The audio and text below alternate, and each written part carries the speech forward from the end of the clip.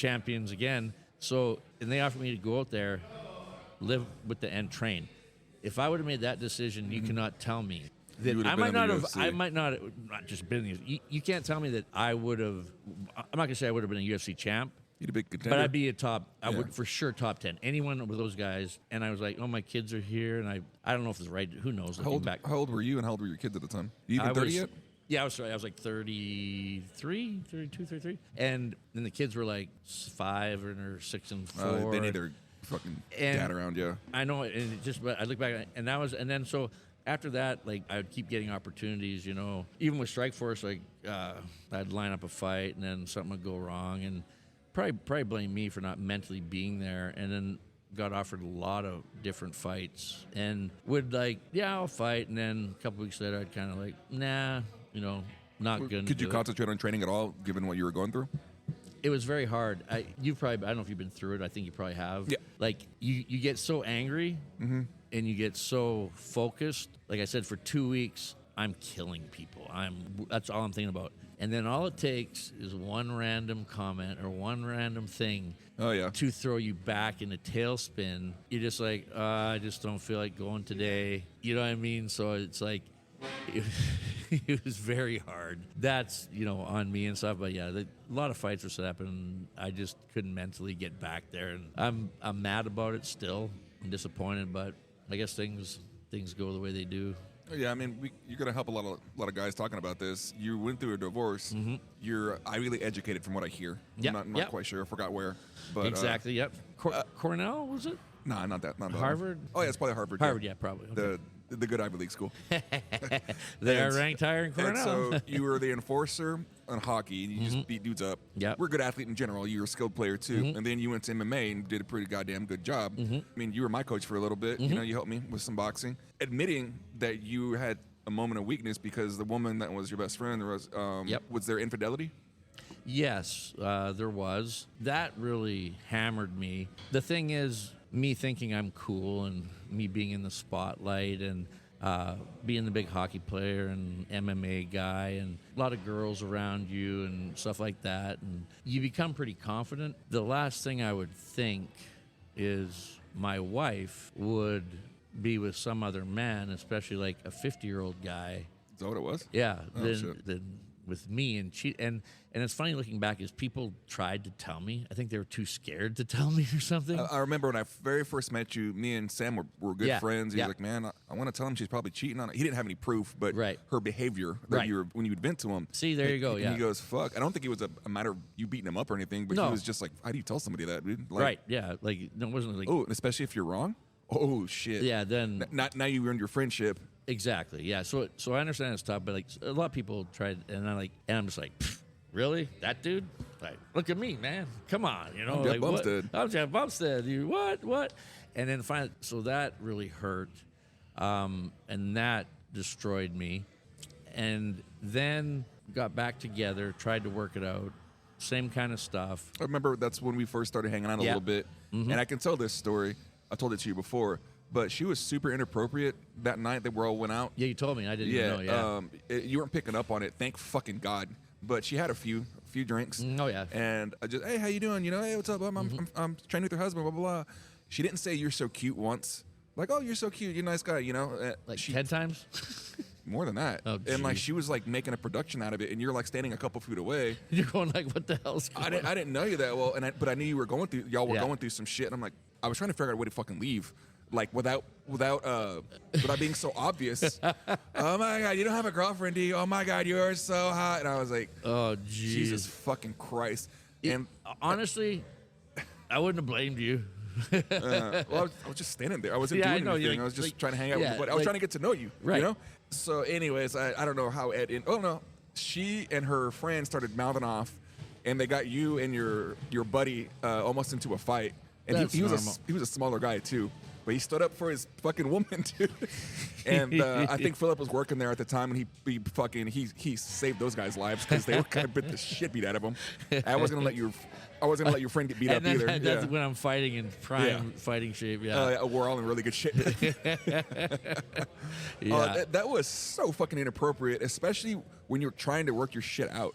Yeah. And then when y'all finally like completely split, I was like, fuck, man, like good. And I barely knew y'all. You know? And like honestly say it totally destroyed me. And I think if you have children, I think it's 3 times harder. Oh yeah, definitely. Because, then going through, and then she moved in with another guy. And that must be so confusing for them. It's got to be. I think my daughter's turned out really well because I was always there. And I will give my ex some props on this one. Is she never brought the guy she was with around an event that I was going to be with my daughters. Okay. So at least I didn't have to see that because that would have been even worse. But just the thought of like some other guy being around your daughters daily, and you're not there, that destroys you. Like thinking you're going to be with that person forever. Because that's what I believe marriage was. I made commitments, and that was it. And I think loyalty right now is thrown right out the door. We're definitely going to talk about that in a second. Yeah, it's like makes me sick, to be honest with you. That really mentally took a big toll on me. And I wasn't, many nights crying. Just when it hits you, though. No, like I tell you straight up, like I was in a depression. I'd cry for no reasons. Just actually getting through it was hard work. I'm actually impressed with myself for getting through it. Did you try to seek any therapy or anything? Yes, I did. Yeah. I've always been able to talk about that. I think therapy's great. Fucking amazing. I go to therapy. Like to be me going to therapy was what got me back into jiu-jitsu. It got my head on a little bit straight. I quit putting it off. I tell people it's better. Like they want to put you on antidepressants and all that kind of stuff. I don't know. I'm not a doctor. What works, all that kind of stuff. But I will say the best thing is to go someone and be able to unload all your stuff. And even they make a bit of sense for it. But even if it's not, if you think about it, they really don't know what they're saying. It feels so good to get everything off your chest. And I remember after I'd leave a session, I'd be like, at least I'd feel good for a day or two. You know what I mean? Yeah. And then the cycle repeats. But people need to stay active. You need to stay busy. You can't just sit there and keep thinking of it. But it was crazy because it kept going on. And I asked a guy at the bar one time, and I think I was like 3 years after the divorce. I'm like, how long does this take to when you're fully good? He looked at me and goes, when you know who she's fucking and it doesn't bother you at all, you're free. And funny thing is, it took me about 4 to 5 years, but I remember it, and then I was like, I really didn't care, and I actually laughed. But that's when I knew I'd made it. But it was a long 4 to 5 years, and it almost killed me. Like, it really did. Did you have those ugly thoughts, the suicidal thoughts? Yeah, I don't know about suicide, but I didn't know that I wanted to go on either. So I guess in a way there were some dangerous thoughts there for sure. It wasn't like I wanted to kill myself or end my life, but I did not like the life I was in. I did not like being in mental pain. That was really hard. And yeah, if you don't get breaks I can see how that happens because if you feel that way, say for 3 months straight or something like that, and it's not changing, you don't get a few days where you have fun or you get a break, I can see that. So I understand how that can happen, and really it's a sad story because, you need help, you need friends, and the biggest thing I found is you need to keep busy. Yeah. You need to do activities. That's true with a death in the family too. Same as this. If you sit and you just have time to think, your mind's going to get you. So you need whatever it takes. You need something to break up that vibe, to give it a break. So even if you do something for an hour and you don't think about it, at least that gave you a break. So definitely build you back up. But I would say divorce is one of the worst things. It is like a death. Yeah. They actually compare. It's a death, a part of your life. It is, yeah. So, it's horrible. It's one of the worst things you can go through. And it took me a long time to... you had told me when we were on our way to Dallas. Yep. To a wedding. Shout out to Ronnie. Yes. You said you would, every now and then, you'd just be curled up in the fetal position for a couple hours, bawling your eyes out. Yep. 100%. I was, literally on a couch, just lying there on a pillow and just bawling for hours. And just and that's where you get back to, I guess, suicide. If you're like that for 3 months, what kind of life is that? Yeah, definitely. To lead. So and what I will tell people. You were training a little bit at this time, right? Yeah. Okay. That's when I'd train, and then I'd be in the fetal position for 2 days. Then I'd be like, okay, at least I go back and train. Then when I'm with the boys, right, the mind's off, and they tell a funny story, and you're grappling, and someone's trying to choke you out, and you're like, oh, hang on, I need to do this. You're not thinking about, oh, my ex-wife. You're like, I need to survive here. I need to move and stuff like that. So, but distraction's healthy. Distraction's totally healthy, but I will 100% say that if you have any of those feelings or any of that, go get help, because it is there. Counselors are great.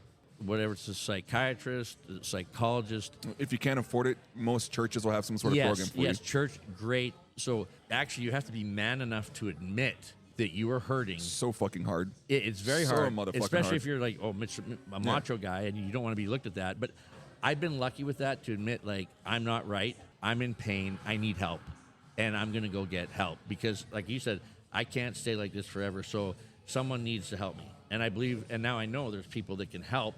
But if you don't go and get help, you're in trouble. Yeah, you're in trouble. The cool thing about a therapist is there's you can say whatever. There's no social repercussions because you don't hang out with them. Exactly. They're doing their job. I'm saying. It's so good, and you can have your own opinions and be and it's just great to be able to unload all that's on you. Yeah.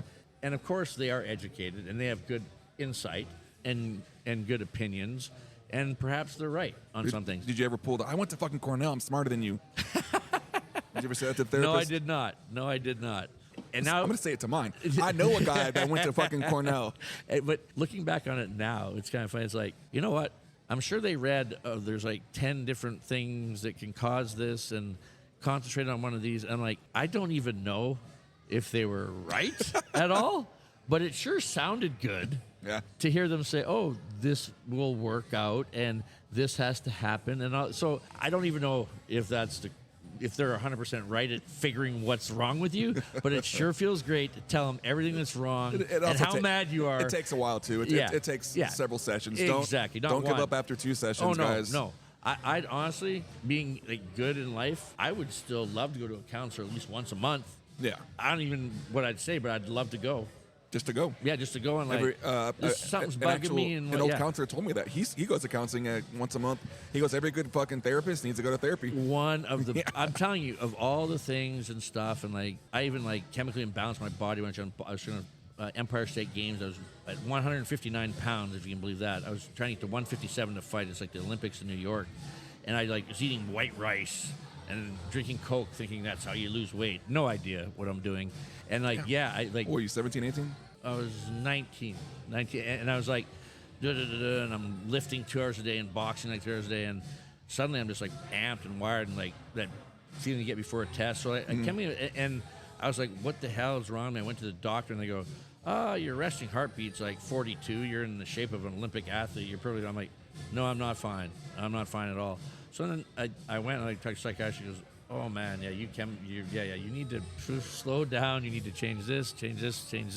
So at least I would seek help. Yeah. You know what I mean? So you need to acknowledge you're not right and you do need some help. And who cares? Talk to your buddies about it. The first step is, and I've researched and studied this, is talk to a close friend. Yep.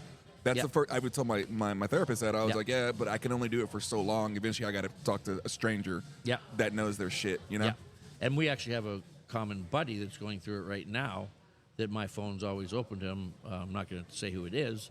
We can talk after, but yeah, he's going through it, and he's been hurting, but he's slowly coming around, but yeah. It takes time. Yep, it does. You got to give the therapy a chance. You got to give church a chance. Yep. I think I told you about me getting into church when I was going to the strip club right afterwards. Wow, okay, that's a new angle. All right. I thought I told you that.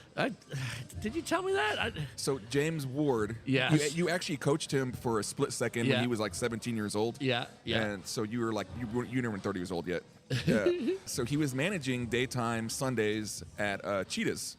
And that's that girl that I can say her name, Alicia. I had the big crush on Alicia. Yeah. Remember? Yeah. Okay. Yeah. And so we had already hooked up, and I thought she was going to be my next girlfriend. Yeah. And so we had to go to the 10 o'clock session at Church Unlimited, the famous church. And then I would accompany him to Cheetahs because I wanted to see her, and we wanted to hang out. Hey, all in one package. Yeah. Church, the strip club, the girl, all in one package. She wasn't exactly.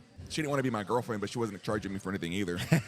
And you had a good deal going. Yeah, it was pretty good. Well, no, I'd rather pay for a drink and fuck her. Goddamn it, she didn't want to fuck me no more. But no, it took a while. Like I told people that I was like, it took a while for me. I don't even go to strip clubs anymore. Like it took a fucking I haven't been to while. a strip club in a while. Yeah, that's weird. I think I saw you at Cheetah's like several years ago when I was working there. You know what? I've gone. Cheetah's is the last strip I club. think you went with Amos.